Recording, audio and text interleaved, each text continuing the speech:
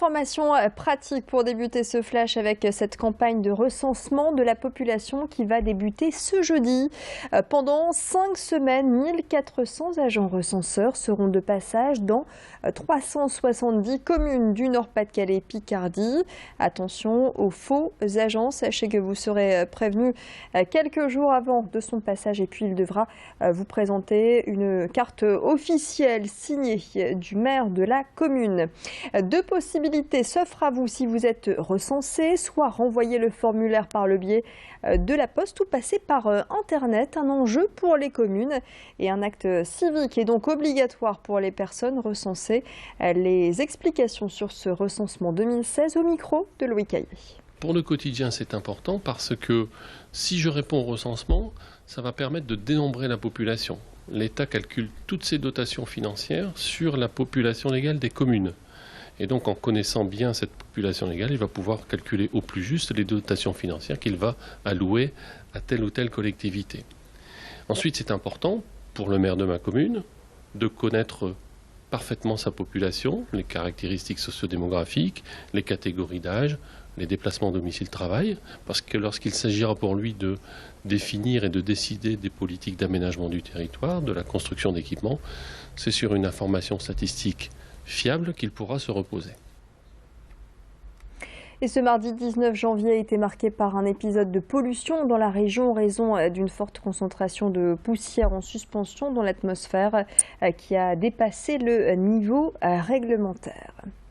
Attention à la pollution, attention également au froid. Place au conseil dans ce flash car avec ces températures négatives qui se sont installées, pas toujours évident de démarrer sa voiture. Une serrure gelée, des essuie-glaces collés, une portière bloquée ou encore une batterie qui ne répond plus.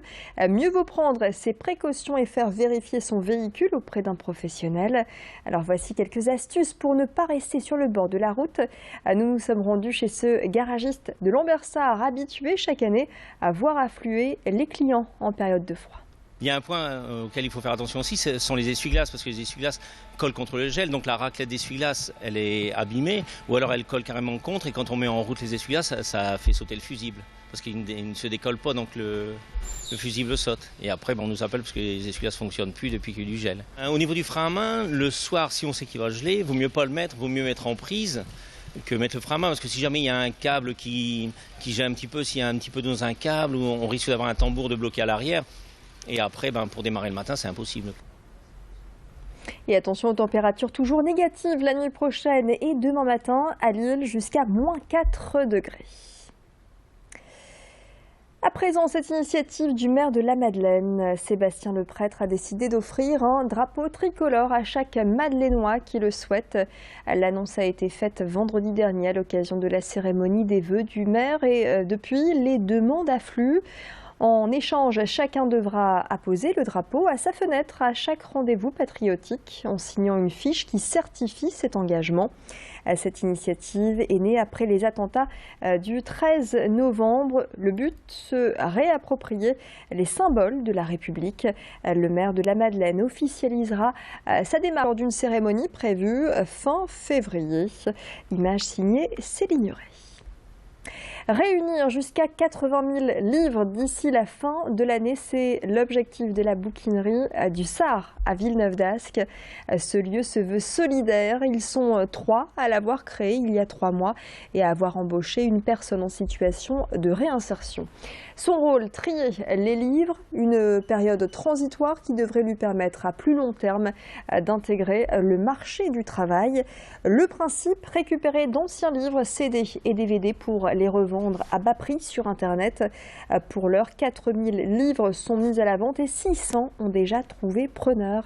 Explication complémentaire du cofondateur de la bouquinerie du Sart, interrogé par Xavier Sillet. Nous, on travaille avec Internet. Donc ça, c'est ce que ne fait pas Emmaüs, par exemple. Donc les livres que l'on a peuvent être achetés dans toute la France, pas seulement autour de chez nous. Et puis, on prépare les gens à travailler dans des métiers de logistique pour rebondir après dans ces grandes entreprises qui existent autour de l'agglomération lilloise dans la logistique. Aujourd'hui, on a une personne, elle est arrivée le 1er décembre, donc c'est-à-dire 6 semaines après la création de l'entreprise, donc c'est bien, c'était top. On est en train de regarder pour en embaucher une deuxième et on voudrait en avoir une équipe de 5 minimum d'ici la fin de l'année. 18h passées de 6 minutes à suivre les prévisions météo. La tendance toujours froide mais sèche jusqu'à vendredi dans la métropole lilloise. La tendance dans le détail et puis l'infotrafic également. Bon début de soirée. Et restez avec nous, l'actualité continue sur Grand Lille TV.